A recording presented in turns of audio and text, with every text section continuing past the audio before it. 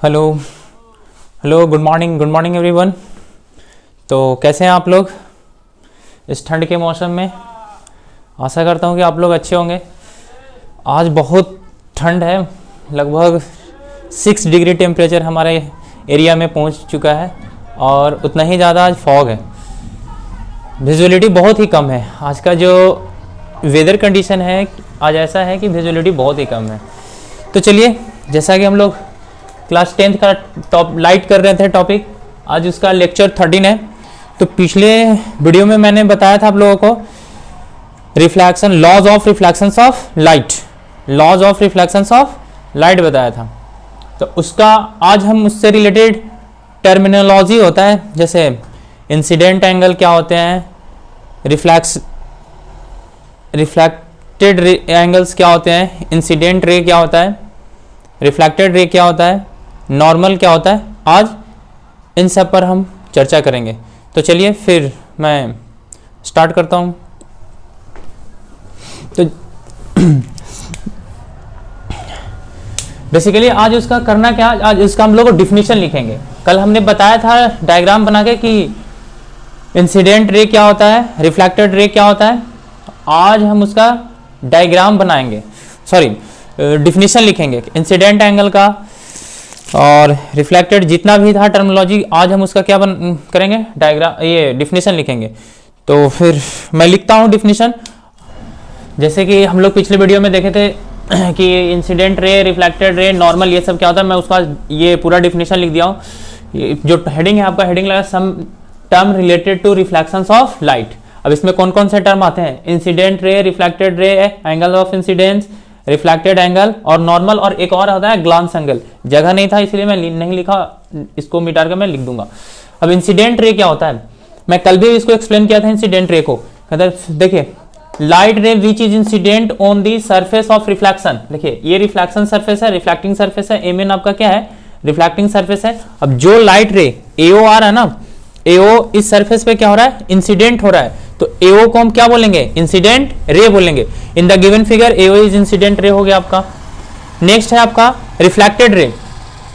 Reflected ray क्या होता है, वो देखिए, जो लाइट रे इंसिडेंट हुआ आफ्टर कोलिजन के बाद, वो एक फिक्स डायरेक्शन में कहीं तो वो जाएगा ना, आफ्टर किसी एक डायरेक्शन जब वो आया है तो आफ्टर कोलिजन के बाद वो कहीं तो जाएगा ना। तो वो जो आफ्टर कोलिजन के बाद एक रिडायरेक्ट होता है और वो फिक्स पार्टिकुलर डायरेक्शन में जो मूव करता है लाइट रे, उसी को हम क्या बोलते हैं, रिफ्लेक्टेड रे बोलते हैं। जैसे द लाइट रे विच ओरिजिनेट मतलब आफ्टर रिफ्लेक्शन, जो रिफ्लेक्शंस के बाद जो लाइट रेज बनता है उसको हम क्या बोलते हैं, रिफ्लेक्टेड रे। फिगर में आपका ओबी क्या है, रिफ्लेक्टेड रे है। एंगल ऑफ इंसिडेंस क्या होता है, the angle which is made between incident ray. देखिए, ये इंसिडेंट रे और ये आपका नॉर्मल। तो जो एंगल इंसिडेंट रे और नॉर्मल से जो मिलकर बनता है उसको हम क्या बोलते हैं, एंगल ऑफ इंसिडेंस बोलते हैं। In the given figure A O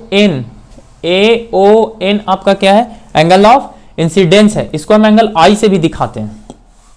next है आपका रिफ्लेक्टेड एंगल और एंगल ऑफ रिफ्लेक्शन, इसको एंगल आर से भी दिखाते हैं। देखिए, the angle which is made between reflected ray to the normal is known as क्या कहलाता है, रिफ्लेक्टेड एंगल्स कहलाते हैं, या एंगल ऑफ उसको रिफ्लेक्शन भी बोल सकते हैं। जो आपका फिगर है बी ओ एन या एन ओ बी बोल लीजिए, ये आपका क्या होगा, एंगल ऑफ रिफ्लेक्शन होगा।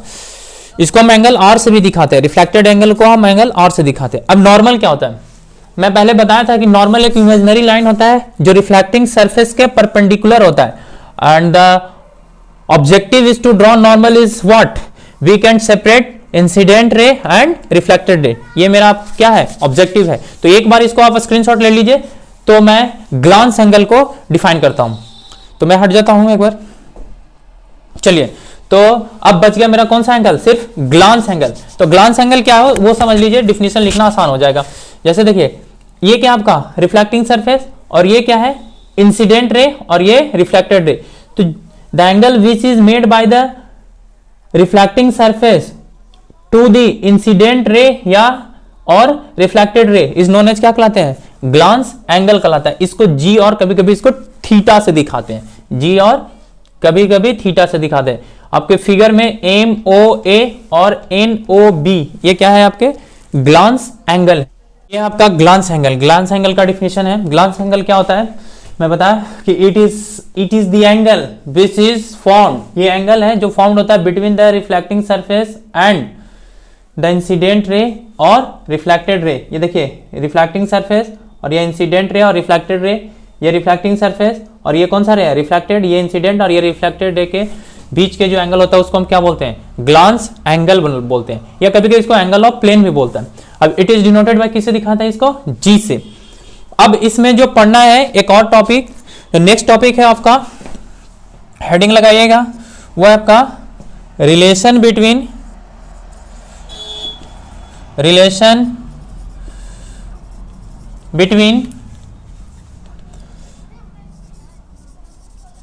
ग्लांस एंगल, इसको थीटा से दिखाते हैं, relation between glance angle end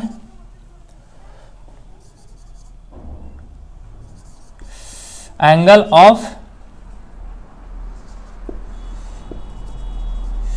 of incident. अब हमको इसको ग्लांस एंगल और एंगल ऑफ इंसिडेंट के बीच में हमको रिलेशन बताना है। अगर मैं इसको ग्लांस एंगल थीटा और किसके बीच में, एंगल आई के बीच में रिलेशन बताना है कि क्या होता है थीटा और आई का रिलेशन, तो अगर हम थीटा और आई का रिलेशन खोज देंगे और हमको पता है कि I is equal to R है, तो theta is equal to R का भी रिलेशन आ जाएगा। तो देखिए ये क्या होता है, पहले मैं समझा देता हूं इसको। जैसे देखिए ये क्या देख रहे हैं आप लोग, ये क्या है दोस्तों, ये एक ज्योमेट्री, क्योंकि हम लोग अभी तक सिर्फ लाइट का कौन सा एस्पेक्ट पढ़ रहे हैं, ज्योमेट्रिकल एस्पेक्ट पढ़ रहे हैं ना, रे वाला। तो ये क्या है, एक एम एन लाइन होगा ज्योमेट्रिक एस्पेक्ट पे, और लाइन है, और ये देखिए तो ये जो सारा रे है ए ओ और ये ओ बी, और अगर हम इसको एन ओ, इसको अगर देखते हैं तो ये क्या है, लाइन के एक साइड के तरफ ये सब लाइनें हैं, और आपको पता है कि लाइन के एक साइड में जितने भी एंगल बनता है उन सभी एंगल का सम 180 डिग्री के बराबर होता है। जितना भी एंगल बन रहा है, थीटा, आई, आर और ये आपका थीटा, ये टोटल का सम कितना डिग्री के बराबर होगा, 180 डिग्री के बराबर होगा। तो इसको मानते हुए मैं आगे आपको इसको सॉल्यूशन बताता हूं कि कैसे ये थीटा और आई में रिलेशन है, उसी फिगर से।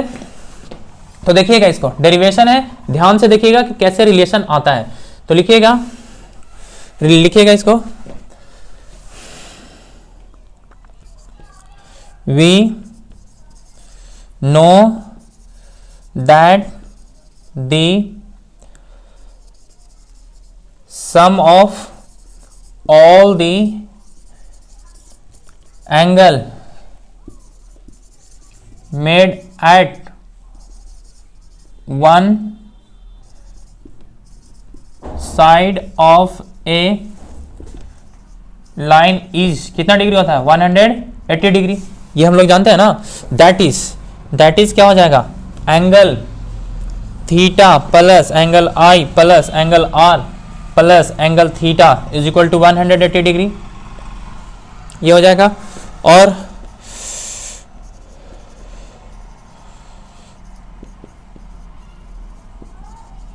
हम लोग और क्या जानते हैं कि एंगल आई जो होता है एंगल आर के बराबर होता है, हेंस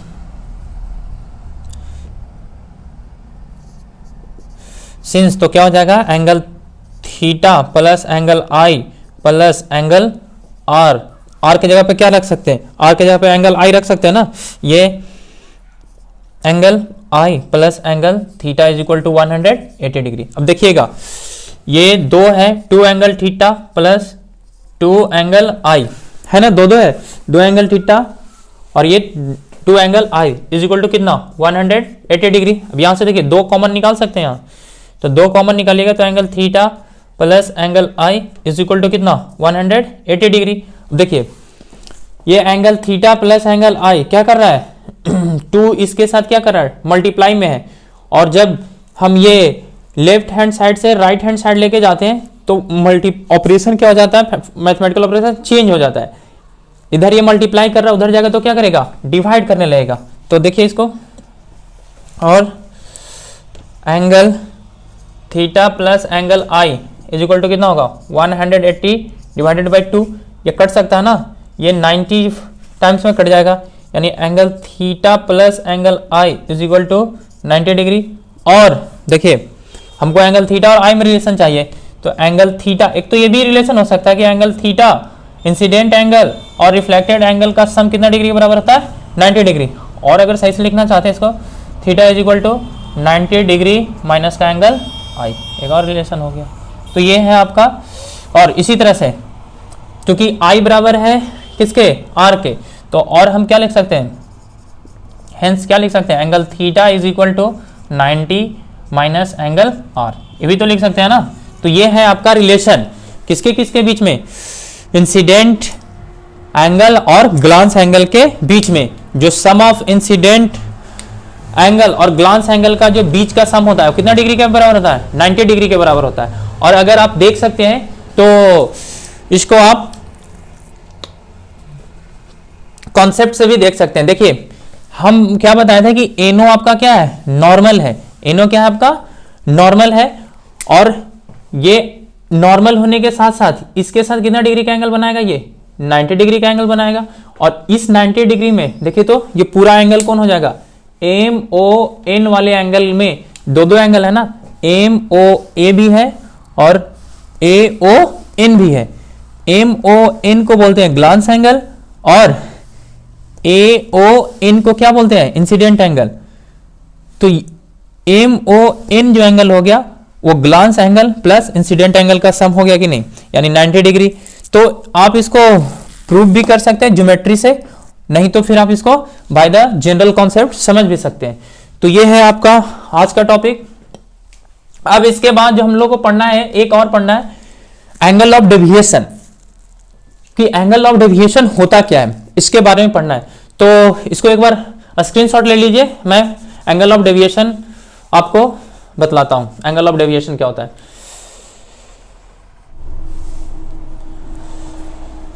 तो यह है आपका angle of deviation. Angle of deviation होता क्या है, देखिए एंगल ऑफ डेविएशन क्या होता है मैं बता रहा हूं आपको। ये जो ओरिजिनल पाथ है इंसिडेंट रे का, ये एओ आपका ओरिजिनल पाथ है इंसिडेंट रे का। अब इस ओरिजिनल पाथ से जब लाइट इंसिडेंट, अगर ये मिरर या रिफ्लेक्टिंग सरफेस नहीं रहता तो ये ऐसे पास करता, ये क्या करता अपना ओरिजिनल पाथ पे ऐसे जाता। लेकिन ये क्या हुआ है, ये रिफ्लेक्टिंग सरफेस आने के कारण जो इंसिडेंट रे का डायरेक्शन था वो ऐसे चला गया, ये रिफ्लेक्टेड रे में चेंज हो गया। तो जो एंगल ऑफ डेविएशन का जो डिफिनेशन होता है ना, कि जो एंगल मेड बिटवीन रिफ्लेक्टेड रे और the original path of the incident रे, जो एंगल्स इंसिडेंट रे के ओरिजिनल पाथ और रिफ्लेक्टेड रे के बीच में जो इंक्लाइनेशन शो करता है उसको हम क्या बोलते हैं, एंगल ऑफ डेविएशन बोलते हैं। वही लिखा हुआ, it is the angle which is form between reflected ray, देखिए reflected ray O B and the original path of the incident ray, ये इंसिडेंट रे का ओरिजिनल पाथ है, उसको हम क्या कहते हैं, एंगल ऑफ डेविएशन बोलते हैं। In the given figure B O R क्या है आपका, एंगल ऑफ डेविएशन है। अब हमें को एक चीज करना रहता है, रिलेशन बताना रहता है किसके किसके बीच में, एंगल ऑफ डेविएशन और एंगल ऑफ इंसिडेंट एंगल के बीच में, या इसको आप ग्लांस एंगल के बीच में भी रिलेशन बता सकते हैं। एंगल ऑफ डेविएशन ये कभी कभी ना पूछ देते हैं, आपको इंसिडेंट एंगल दे दिया जाएगा और ग्लांस एंगल दे दिया जाएगा, तो पूछ दिया जाएगा कि एंगल ऑफ डेविएशन बताइए। तो ये मैं अगले वीडियो में करूंगा नेक्स्ट टॉपिक में। तो आज के लिए बस इतना ही दोस्तों, आशा करता हूँ चलिए आप लोग को पसंद आया होगा और समझ भी आया होगा। अगर आपको हमारा जो लेक्चर पसंद आ रहा है और अच्छे से समझ में आ रहा है तो please like and subscribe my video and hit the bell icon to get the updated video.